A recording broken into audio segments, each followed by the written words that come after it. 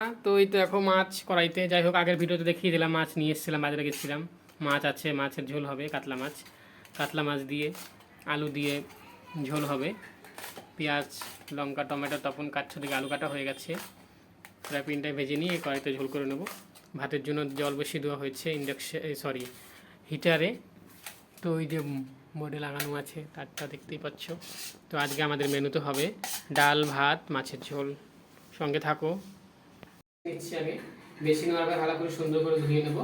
তো ধুয়ে নেওয়ার পর ভালো করে লাল করে ভেজে নিয়ে তারপরে ঝোল হবে। দেখতেই পাচ্ছ কাতলা মাছ হয়ে গেছে বন্ধুরা, দিয়ে দেওয়া হচ্ছে মাছ ভাজার জন্য।